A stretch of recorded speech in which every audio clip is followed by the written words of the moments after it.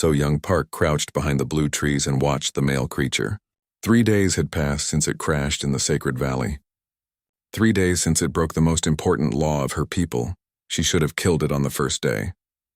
That was her duty as a patrol leader. Males were dangerous.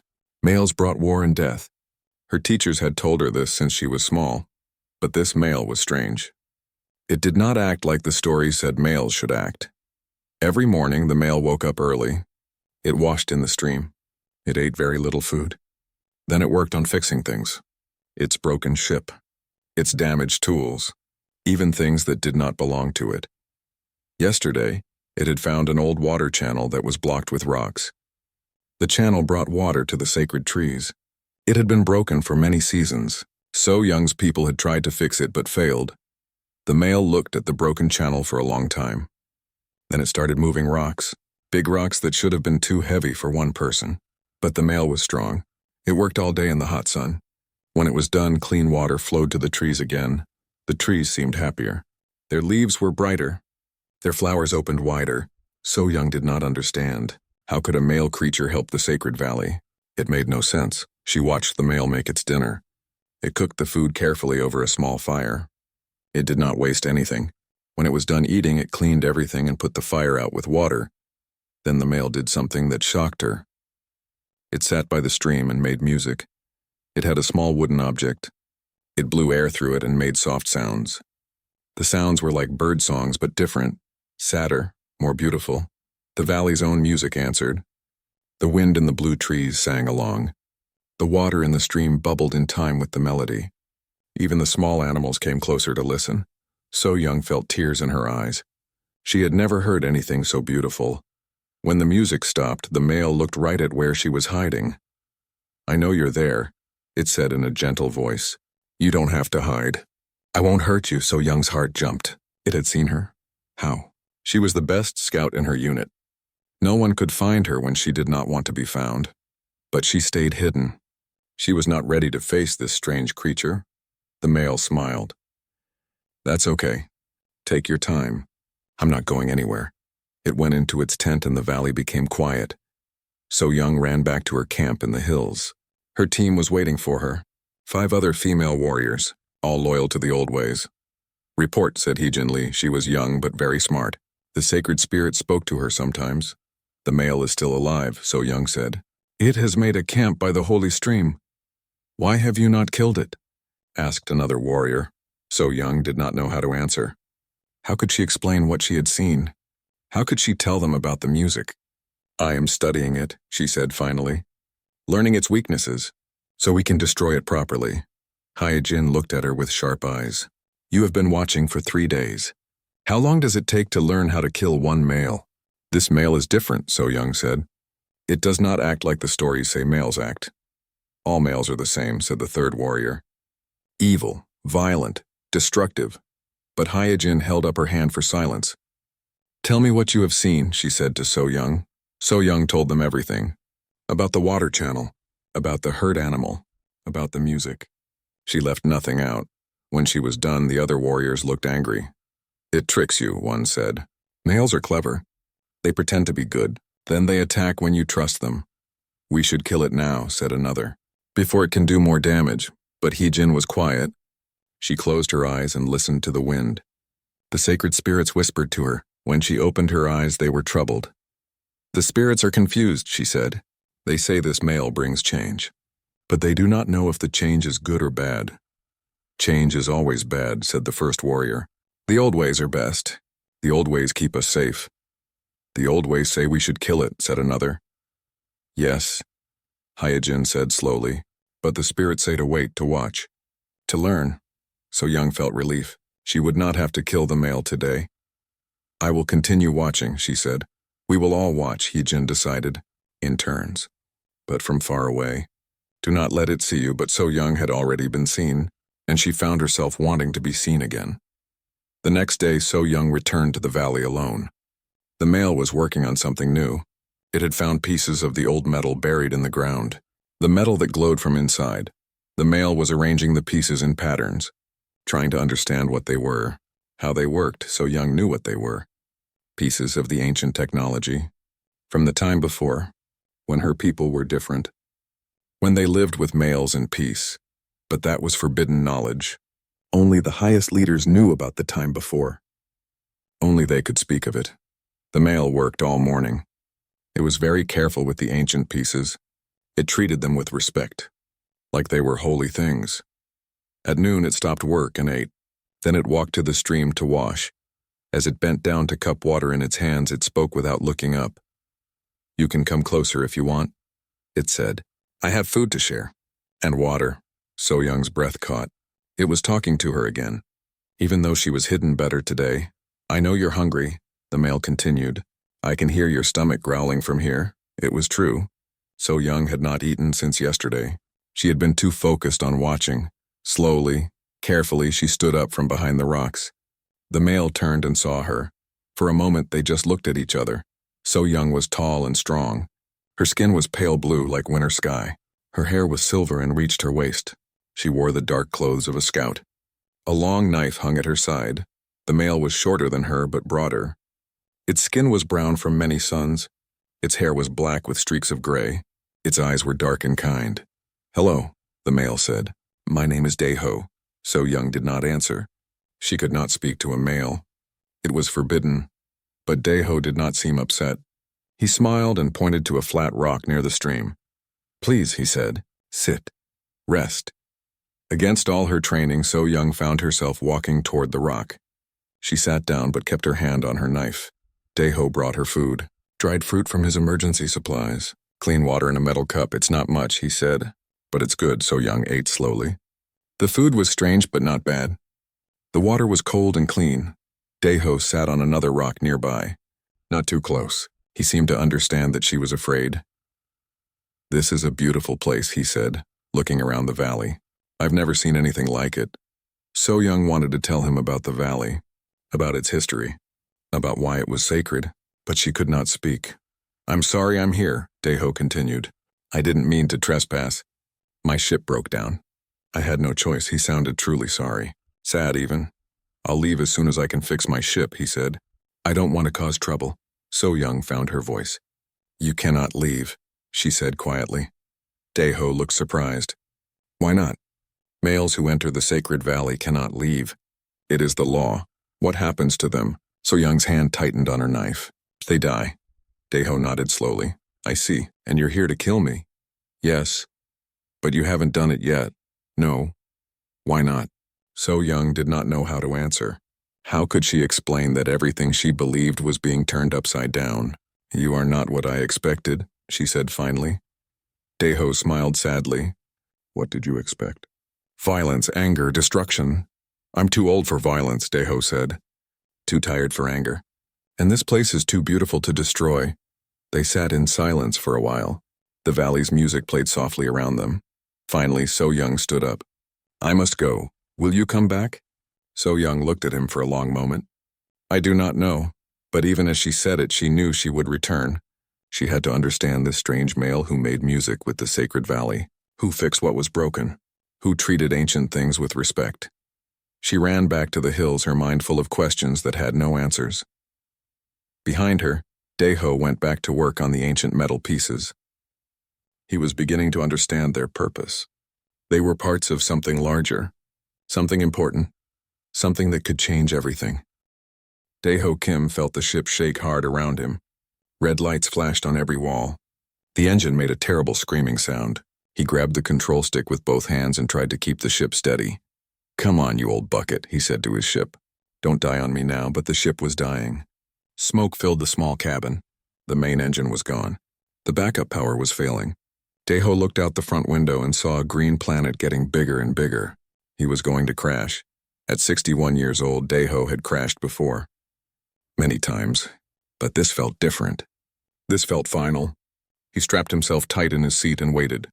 The ship hit the ground hard. Metal screamed. Glass broke. Daeho's head hit something and everything went dark. When he woke up, the sun was setting. His head hurt bad. Blood ran down his face. The ship was twisted metal around him. But he was alive. Daeho pushed himself out of the broken ship. His left arm hurt, but it still worked. His right leg was stiff, but he could walk. He looked around. He was in a valley. Green grass grew everywhere. Strange blue trees reached toward the sky. Purple flowers covered the hills.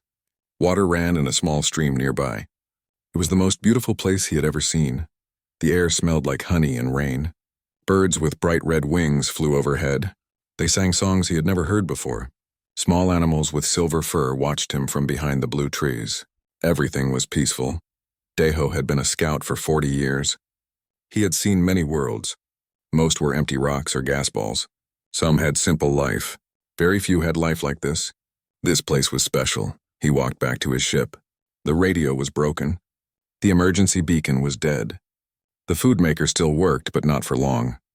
The water cleaner was damaged, but he could fix it. He had maybe 10 days of supplies. "Well, old man," he said to himself, "looks like you're camping again."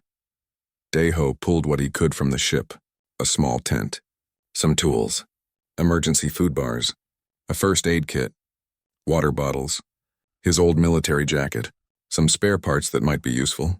He set up camp near the stream. The water was clean and tasted good. He built a small fire with dry wood from the blue trees. The wood burned with a soft white flame and smelled like flowers. As night fell, he heard new sounds. Soft music seemed to come from the hills. Not made by any instrument he knew. It was like the wind singing. It made him feel calm and safe. Deho ate a food bar and drank some water. He looked at the stars. They were different here, brighter. The 2 moons cast silver light on the valley. Everything glowed softly. He thought about his life. 40 years exploring empty space, looking for new worlds for humans to live on. Most of the time he found nothing. Sometimes he found rocks with useful metals. Once in a while he found a world with simple plants or small animals. But this place was different. This place felt like home. The next morning, Deho started working. First, he tried to fix the radio. The main parts were burned out. He would need new crystals and power cells. The ship had some spare parts, but not enough. Then he worked on the water cleaner. That was easier. He could fix it with what he had. Clean water was most important. After that, he explored the valley. It was bigger than he thought. The stream came from a spring in the rocks. Fish swam in the deeper pools. They had no fear of him. They came right up to his hands. The blue trees grew in perfect circles.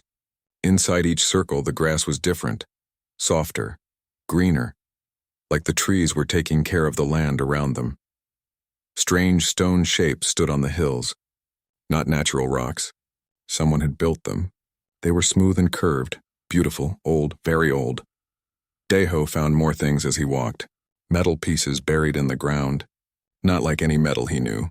They were warm to touch and seemed to glow from inside. Carvings on rocks that looked like writing. But not writing from any world he had seen. Someone had lived here once. Maybe they still did. That thought should have scared him. He was alone, hurt, his ship was broken. If the people who lived here were not friendly, he was in trouble. But he did not feel scared. The valley felt safe, like it was protecting him. He went back to his camp. A small animal was there, silver fur like he had seen before. But this one was hurt. Its leg was caught in some old wire. Deho moved slowly. He did not want to scare it.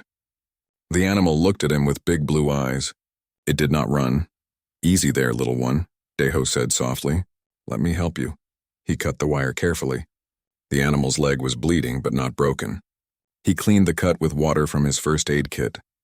He tore a piece of cloth from his shirt and made a small bandage. The animal let him do all this. When he was done, it touched his hand with its nose. Then it ran away into the blue trees. Deho smiled. It was the first time he had smiled in months. That night he heard the music again, closer this time, like someone was walking around his camp. But when he looked, he saw nothing. He was not alone in this valley. Someone was watching him. But they had not hurt him. They had not tried to drive him away. Maybe they were just curious. Deho decided to be curious too. The next day he would explore more. He would try to find who lived here. Maybe they could help him fix his ship. Maybe they could become friends. He fell asleep to the soft music from the hills. For the first time in years, he felt at peace. Far away, hidden in the rocks, So Young Park watched the strange creature by the fire. She had never seen anything like it before. It walked on 2 legs like her people did. But it was different, wrong, it was male. The law was clear. No males could enter the valley. Males brought violence and death. Males destroyed everything they touched.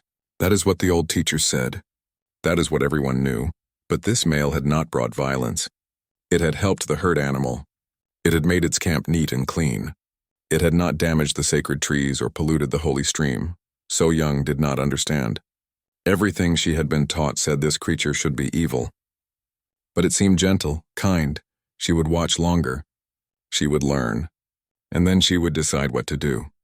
The valley kept its secrets. But change was coming. Change that would shake the stars themselves. Hee-Jin Lee could not sleep. For 5 nights now, the sacred spirits had been restless. They whispered to her in dreams. They showed her visions she did not understand. She saw the valley as it used to be. Long ago, before the Great Law was made. Before males were banned forever. In her visions, the valley was full of people. Males and females working together, building the stone circles, creating the metal pieces that still glowed in the ground, living in peace. But the visions always ended the same way. With fire, with screaming. With death, Hee-Jin woke up sweating. She was the youngest spirit talker in generations, only 19 years old.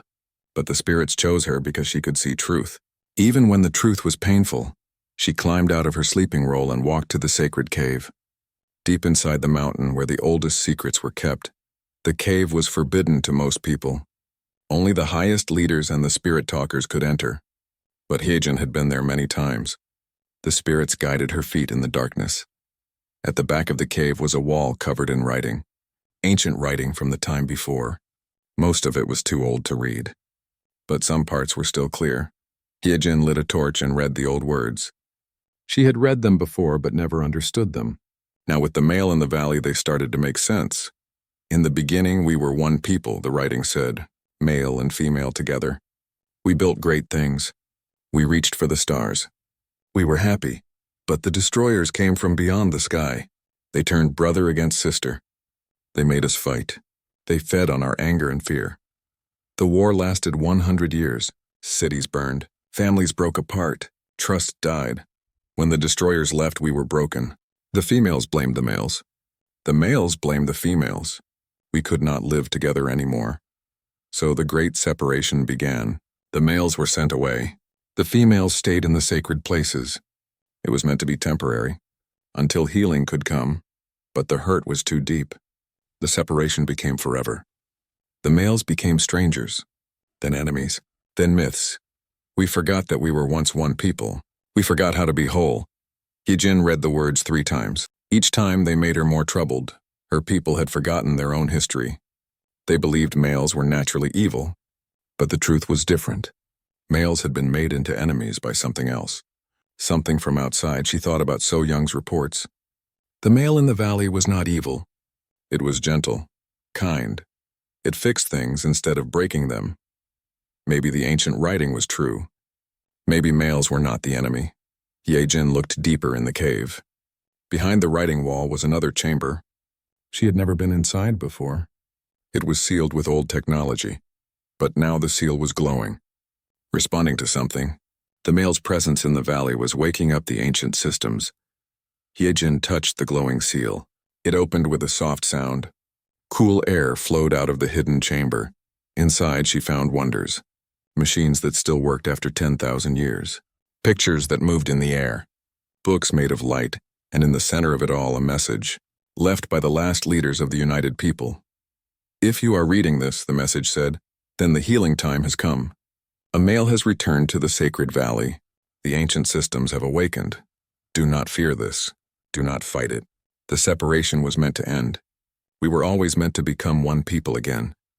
The male who has come is not your enemy. He is your lost brother. Learn from him. Teach him. Heal the old wounds together. Only together can we face what is coming. The destroyers may return. When they do, we must be whole again, or we will all perish. Hee-Jin stared at the message until her torch burned low.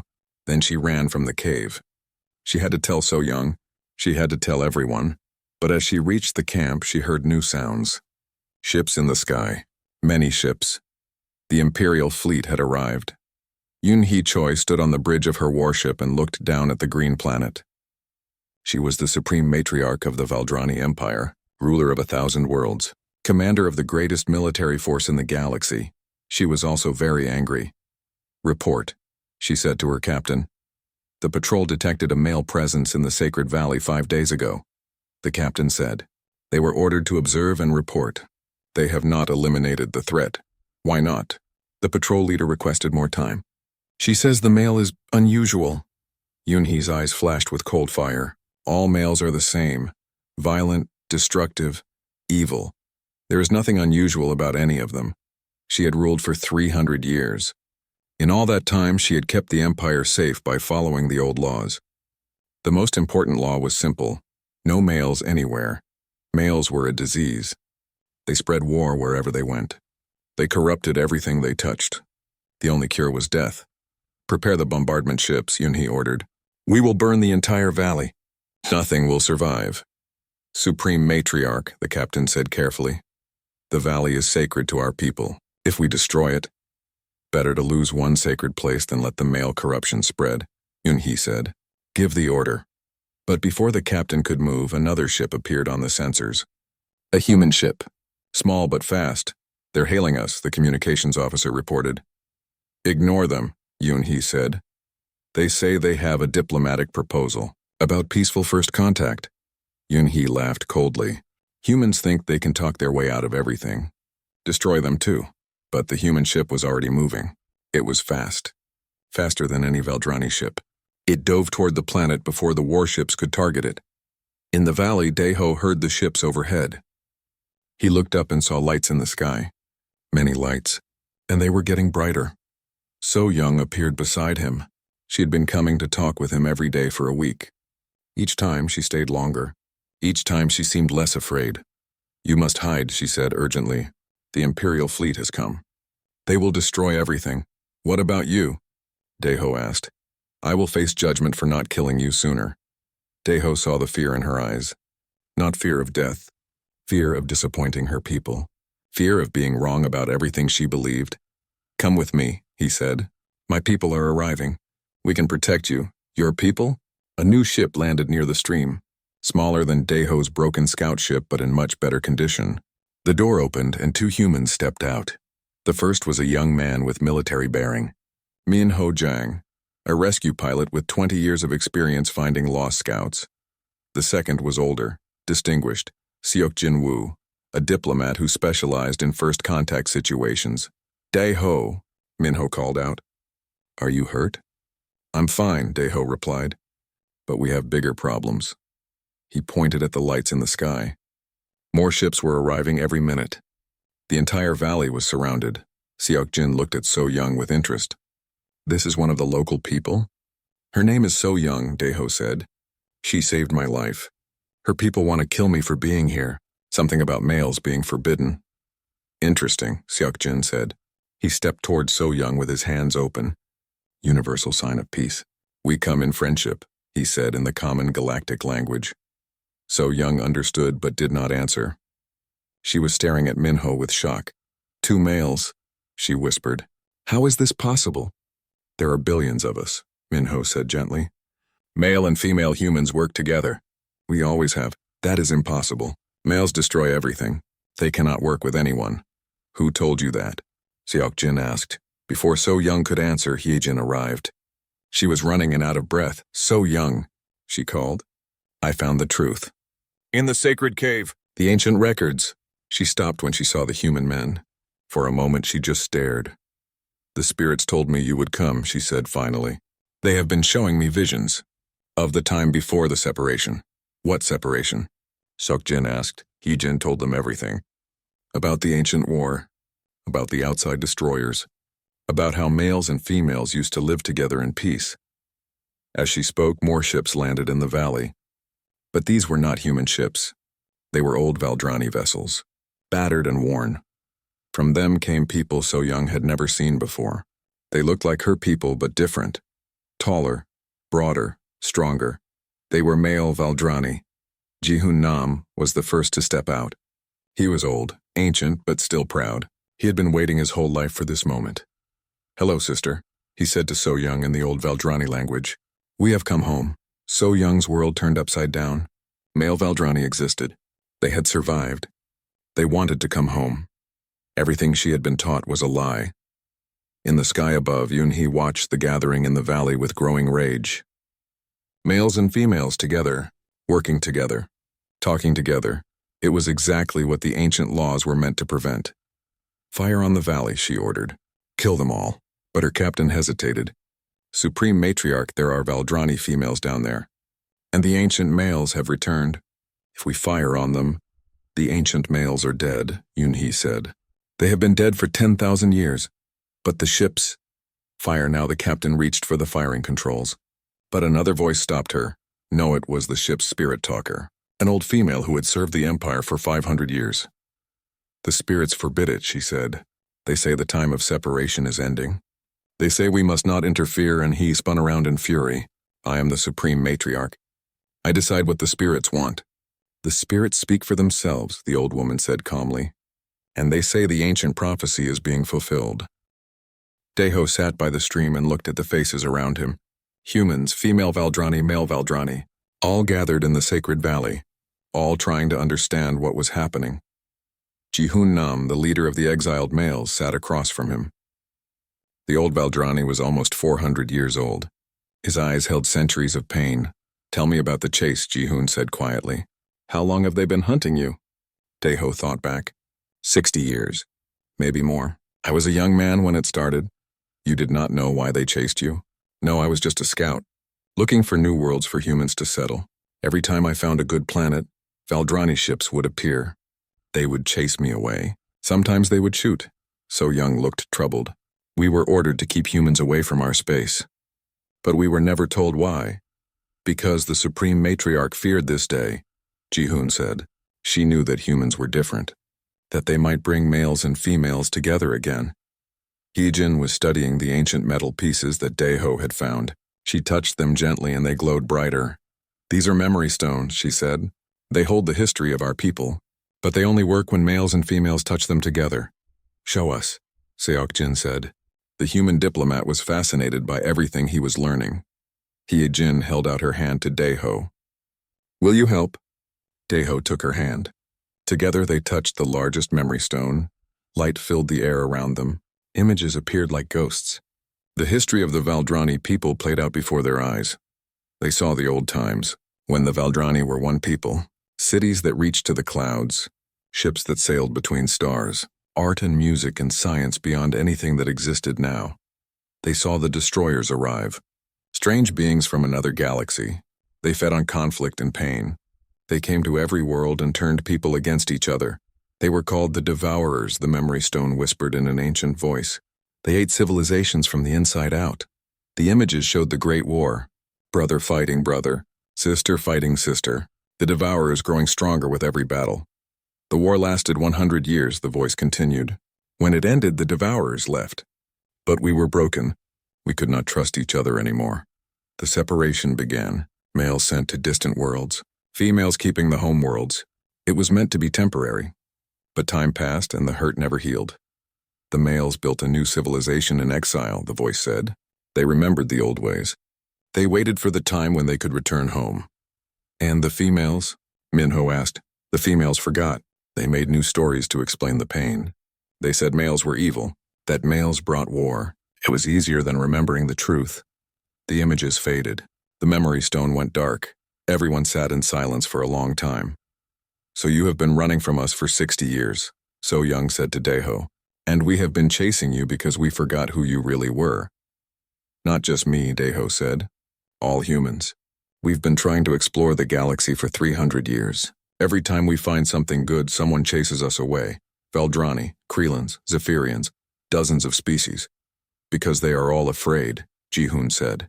Afraid that humans will upset the balance. Afraid that humans will bring change. What makes humans different? Haijin asked. Sokjin smiled. We never learned to separate males and females. We've always worked together. It makes other species nervous. They think if humans spread across the galaxy, we'll teach other species to work together too, Minho added. Some of them don't want that. The Devourers, So Young said suddenly. Are they still out there? The memory stone flickered to life again, without anyone touching it. Yes, the ancient voice said. They return every few thousand years, to harvest new conflicts, to feed on new wars. When? Jihun asked. Soon, very soon.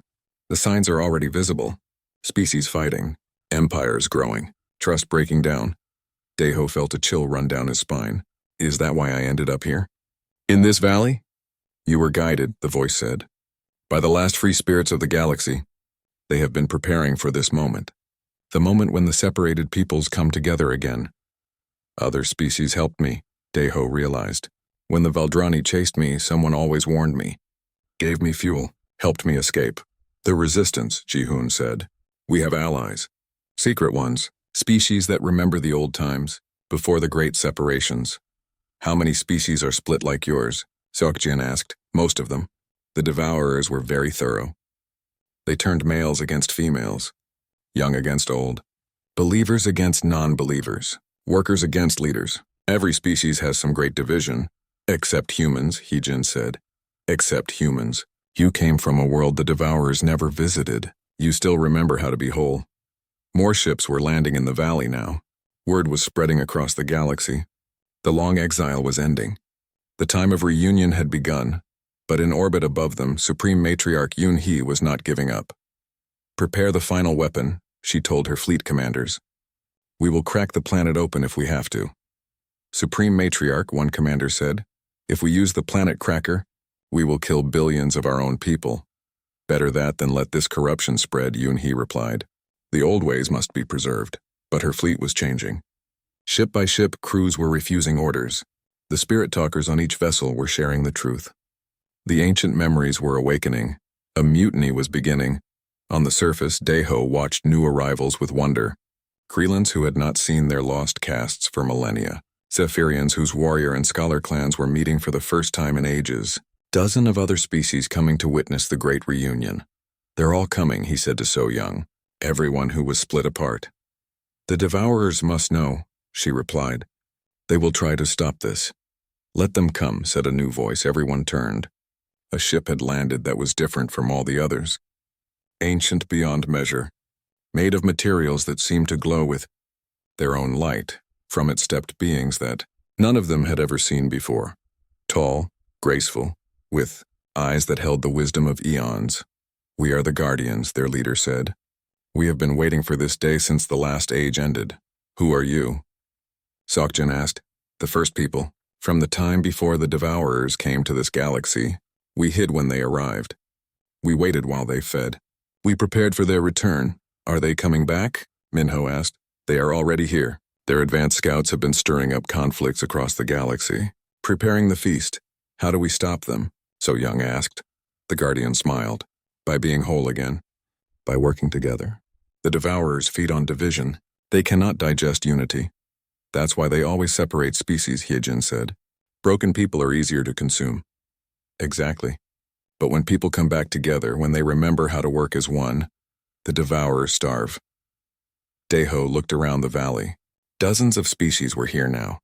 Males and females, young and old, warriors and scholars, all talking together, all learning from each other. How long do we have? He asked. Hours, maybe less. The Devourer fleet is already moving toward this system. Then we need to be ready, Ji-hoon said.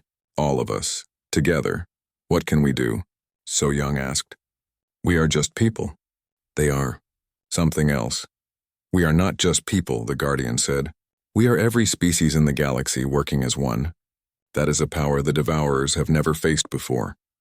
Above them, the sky began to change. Dark shapes moved between the stars. The Devourers were coming.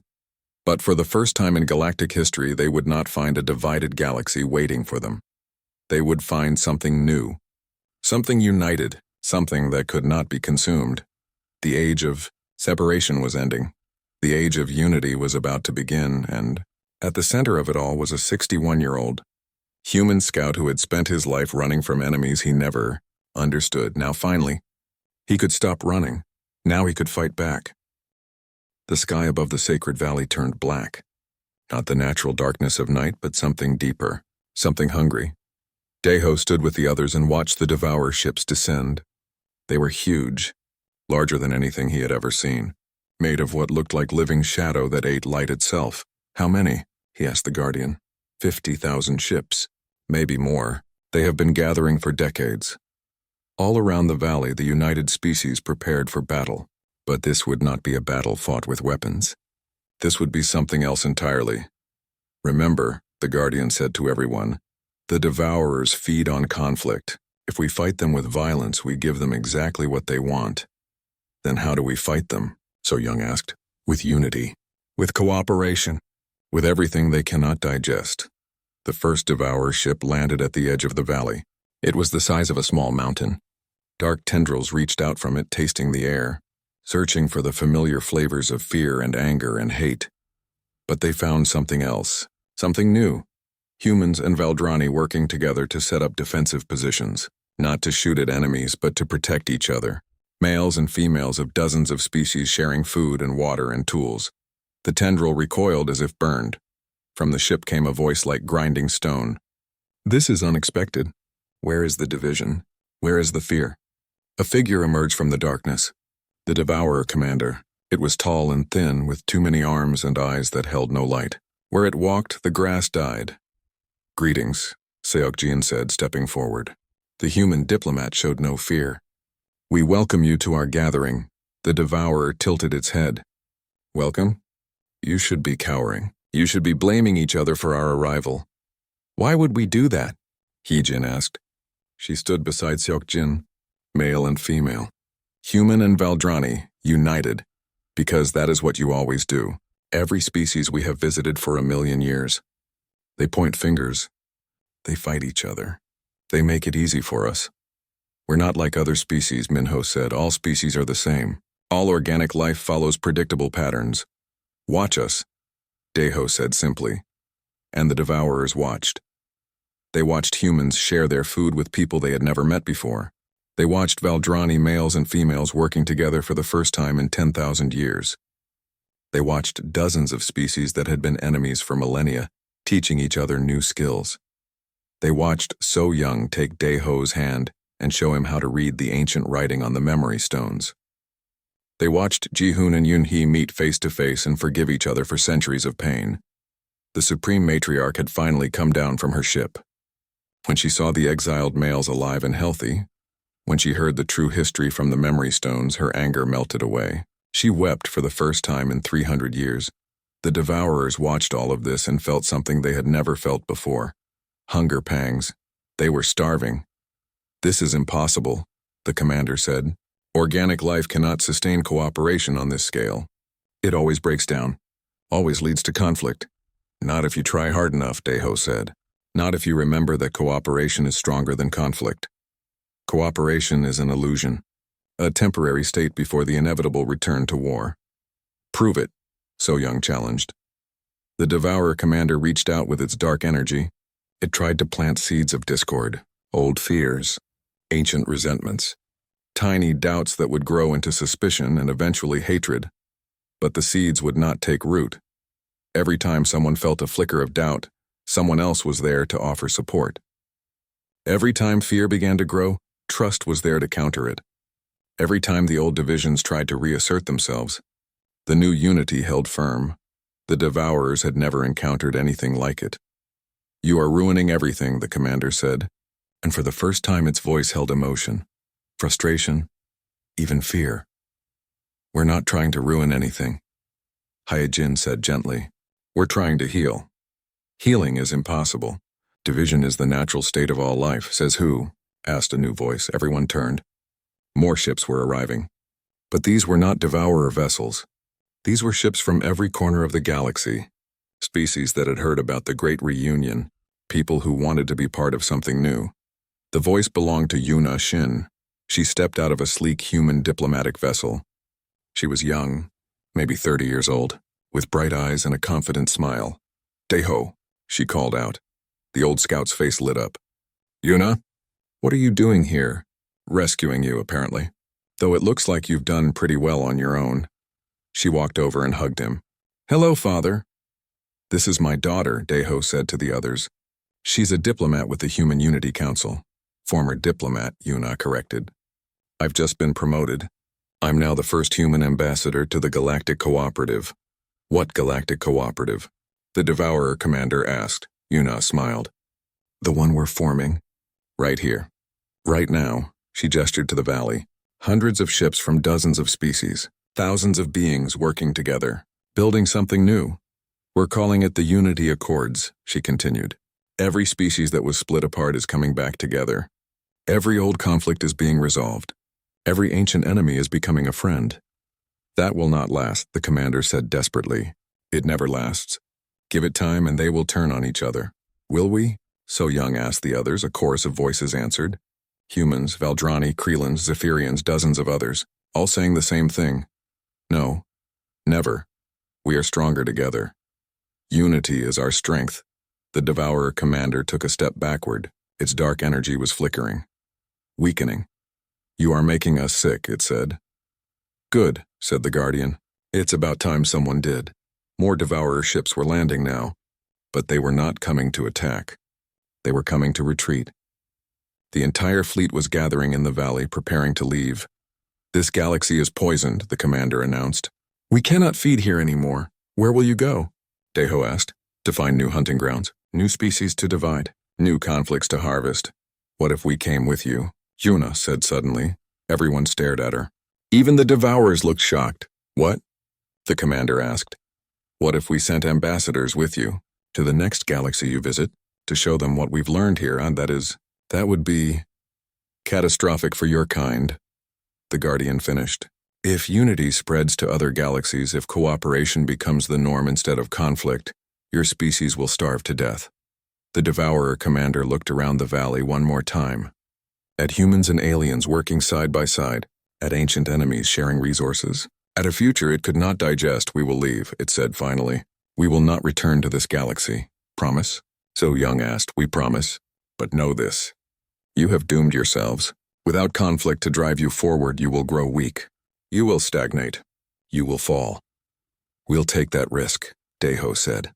The Devourers began withdrawing to their ships. Within hours, the entire fleet was gone. The sky returned to its natural blue. In the valley, the work of building the new galaxy began. It was not easy.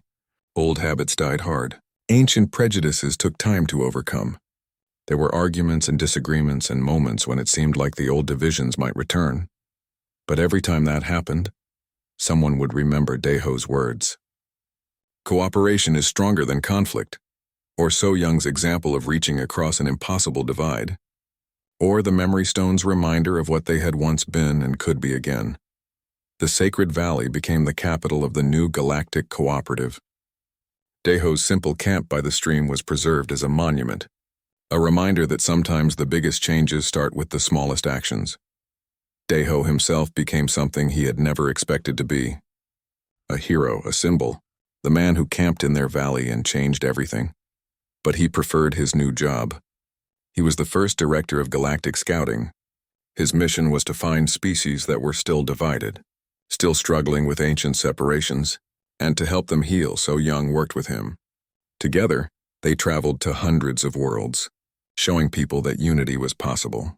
That cooperation was not a dream but a choice. Ye Jin became the keeper of the memory stones. She helped other species recover their lost histories, their forgotten truths. Ji-Hoon and Yoon-hee worked together to reunite the Valdrani people. It took years, but eventually the exile ended. Males and females lived together again for the first time in 10,000 years. Minho started a school for rescue pilots, teaching them not just how to save people from danger, but how to save species from themselves. Seok-jin became the first Secretary General of the Galactic Cooperative. He wrote the Unity Accords that governed how species would work together in the New Age, and Yuna kept her promise. She led expeditions to other galaxies, spreading the message of unity to places the Devourers had not yet touched, building a network of cooperation that spanned the universe. Years passed. The galaxy changed. Conflicts became rare. Wars became unthinkable. Species that had been enemies for millennia became friends. Not everyone was happy with the changes. Some people missed the old ways. The simple certainties of us versus them, the clear lines between friend and enemy. But most people embraced the new galaxy. They discovered that peace was more interesting than war. That building was more satisfying than destroying. That cooperation created possibilities that conflict never could.